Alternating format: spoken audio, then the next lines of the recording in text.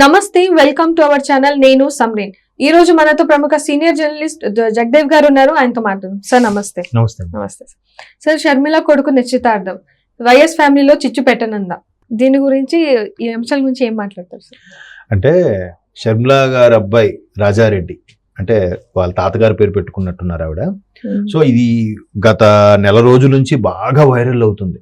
ఎంత వైరల్ అవుతుందంటే, ఇది ఎవరెవరికి ఆవిడ ఆహ్వాన పత్రిక పలకబోతుంది, ఎవరెవరికి పిలవబోతున్నారు, జగన్మోహన్ రెడ్డి గారిని పిలవబోతున్నారా, జగన్మోహన్ రెడ్డి గారు పిలుస్తే వస్తారా?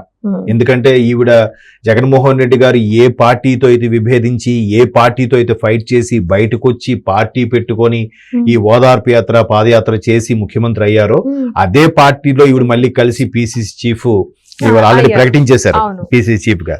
సో అవుతున్నారు. అంటే మొత్తం దాన్ని ఏమంటారు, రెండు ధృవాలు విడిపోయాయి అనమాట. ఓకే, ఉత్తర ధ్రువం దక్షిణ ధ్రువం లాగా అయిపోయారు. సో ఇటువంటి నేపథ్యంలో ఎలా ఉండబోతుంది? ఖచ్చితంగా మేనమామగా ఆయన వస్తాడా పెళ్ళికొడుకు రాజారెడ్డికి? అలాగే ఈవిడ వాటితో పాటు ఇంకొంతమందిని ఏమన్నా పిలవబోతున్నారంటే, ముఖ్యమంత్రి రేవంత్ రెడ్డి గారిని కూడా ఇన్విటేషన్ ఇవ్వడానికి వెళ్ళారు ఈవిడ. ఇవన్నీ ఒక ఎత్తు అయితే, రాజకీయ దుమారమే మెయిన్ గా చూస్తున్నారు. ఎందుకు? రాజారెడ్డి అనే అబ్బాయి పెళ్లి చేసుకుంటున్న అమ్మాయి పేరు అట్లూరి ప్రియ.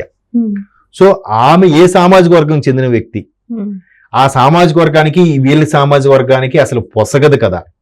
సో ఇట్లాంటి మీద ఎక్కువగా, అంటే రాజకీయాల్లో కన్నా నెటిజన్స్ కి సోషల్ మీడియాలో ఎక్కువగా యాంగ్జైటీగా ఫీల్ అవుతున్నారు అందరూ. ఎందుకంటే షర్మిల గారు తెలంగాణ ఎన్నికల్లో కీలకంగా బిహేవ్ చేశారు. దాని తగ్గట్టుగానే కాంగ్రెస్ ప్రభుత్వం ఫామ్ చేసింది. ఈమె సేవను గుర్తించి కాంగ్రెస్ అధిష్టానం పిలిపించి ఈవిడికి పిసిసి చీఫ్ గా ప్రకటించారు, పిసిసి చీఫ్ గా కూడా ఇచ్చేశారు.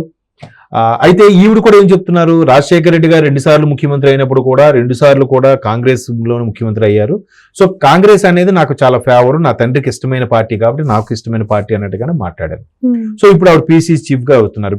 పిసిసి చీఫ్ గా వెళ్ళడానికి కూడా ఆవిడ కొంచెం సంశయించినప్పుడు, డౌట్ గా ఫీల్ అయినప్పుడు, నేను హ్యాండిల్ చేయగలనా లేదన్నప్పుడు రేవంత్ రెడ్డి గారు ఫుల్ సపోర్ట్ ఇచ్చారు. రేవంత్ రెడ్డి గారే అవసరమైన ఫండింగ్ కానీ, అవసరమైన బ్యాక్ బోన్ సపోర్ట్ కానీ ప్రతిదీ కూడా రేవంత్ రెడ్డి గారు వెనకుండా నడిపిస్తానని చెప్పడం. సో మొత్తానికి షర్మిల గారు పిసిసి చీఫ్ అయ్యారు. ఇంక ఇది రాజకీయ దుమారం రేపబోతుంది. మరోవైపు వైసీపీ ఆల్రెడీ ప్రభుత్వ వ్యతిరేకత ఎదుర్కొంటుంది కాబట్టి ప్రజల నుంచి, నెక్స్ట్ ఎలక్షన్ లో ఎలా ఉండబోతుందన్న టైంకి ఈవిడ కాంగ్రెస్ లో చేరడం మరి కాస్త వైసీపీకి మైనస్.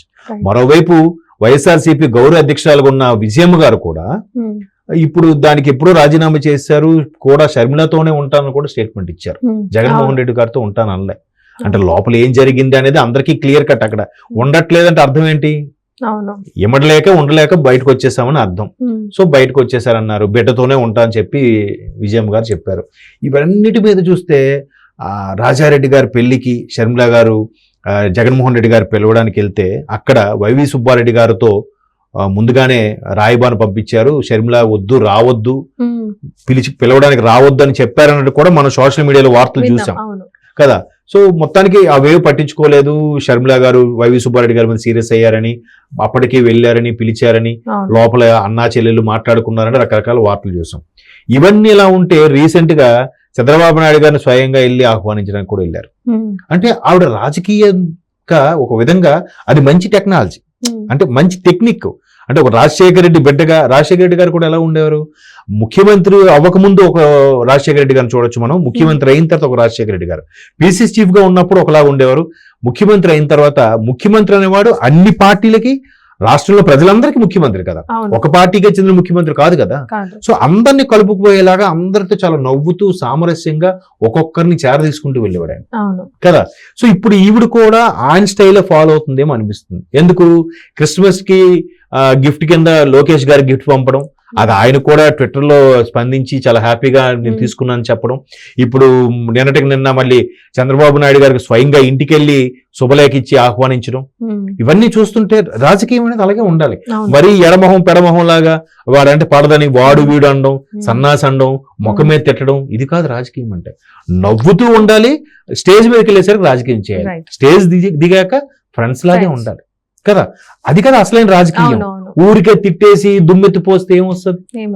ప్రజలందరూ అంతా గమనిస్తుంటారు, అబ్బా ఇది మళ్ళీ రాజశేఖర రెడ్డి లాగా ఈవిడ బిహేవ్ చేస్తుందిరా ఈవిడ అనే ఫీలింగ్ లోకి వస్తారు కదా. ఆవిడ ఇప్పుడుకి ఆవిడ చేసే పాత్ర ఏదైతే ఉందో, ఇప్పుడు అది కరెక్ట్ గానే బిహేవ్ చేస్తుందని నా అభిప్రాయం. ఎందుకంటే నెక్స్ట్ పిసిసి చీఫ్ గా రాబోతున్నారు, గెలుస్తారు లేదు పక్కన పెట్టండి, కాంగ్రెస్ పార్టీని కొంచెం లేపడానికి ఛాన్స్ ఉంటుంది. కాంగ్రెస్ పార్టీ పూర్తిగా ఆంధ్రాలో లేని పక్షంలో ఖచ్చితంగా ఓటు బ్యాంక్ కొంత పెంచుకుంటే అవకాశం ఉంటుంది కదా. సో అందుకు ఆవిడ అందరితో కూడా సామరస్యంగా ప్రతి పార్టీతో, ఈవెన్ రేపు బీజేపీతో కానీ కమ్యూనిస్ట్ పార్టీలతో కానీ వాళ్ళతో కూడా ఆవిడ చాలా చాకచక్యంగా ఇలాగా ఫ్రెండ్లీగానే వెళ్తుంది అనిపిస్తుంది. స్టేజ్ ఎక్కాక మీరేం చేశారు మీరు అలా చేశారు అని చెప్పొచ్చు, ఎన్నో అనొచ్చు. ప్రతిపక్షాలు అన్నాక దుమ్మెత్తిపోయచ్చు, దుయ్యబట్టచ్చు, బురద చల్లొచ్చు. కానీ మరీ తిట్లు పురాణము, భూతు పురాణము, ఆ ఇంటి ఫ్యామిలీ లేడీస్ వైపు మాట్లాడడం ఇలా చేయకూడదు కదా. సో ఈవిడ కరెక్ట్ స్ట్రాటజీ ఫాలో అవుతుంది. అయితే ఇప్పుడు ఏంటంటే నేను అనుకోవడం అన్ని సామాజిక వర్గాలను కూడా కలుపుకోవడానికే కోడలు కూడా అట్లూరి ప్రియ అనే ఆవిడ ఈవిడికి ఆ కమ్మ సామాజిక వర్గాన్ని నుంచి తెచ్చుకున్న కోడలుగా ఉండడం వల్ల ఆ సామాజిక వర్గం వాళ్ళు కూడా కొంచెం చేరువవుతారు కదా. సో ఈవిడ ఈ సామాజిక వర్గం భేదం లేకుండా ఒక పెళ్లిని కొడుకు ఇష్టపడ్డాడు కాబట్టి పెళ్లి చేస్తున్నారు. ఆవిడ ఇద్దరు అక్కడ ఫ్రెండ్స్ అయ్యారు, సంథింగ్ ఈయన ఏదో ట్రైనింగ్ కోచింగ్కి వెళ్ళినప్పుడు అక్కడ పరిచయం అయింది. సో సామాజిక వర్గాలు వేరు, కానీ అవేం చూడలేదు, కొడుకు ఇష్టపడ్డాడు కాబట్టి చేస్తున్నారు. సో అలాంటప్పుడు ఏమవుతుంది, ఇంకాస్త అరే ఆ పర్టికులర్ సామాజిక వర్గం వాళ్ళకి ఏమనిపిస్తుంది, మన సామాజిక వర్గం వాళ్ళని కూడా అమ్మాయి కోడలుగా చేసుకుంటుంది, సో ఆవిడ రాజశేఖర రెడ్డి లాగా బిహేవ్ చేస్తుంది, ఆవిడ అందరినీ కలుపుపోయే చేస్తుంది అని వస్తుంది. ఎప్పుడైతే ఆవిడకి ఆ ఇమేజ్ పెరిగిందో ఆబ్వియస్లీ వైసీపీకి డాటా స్టార్ట్ అయిపోతుంది. ఎందుకంటే వైఎస్ఆర్ కుటుంబంలోనే అన్నకు వైపు చెల్లెకు వైపు, ఇప్పుడు తల్లి ఏం చేస్తుంది, తల్లికి ఇద్దరు 2 కళ్ళు.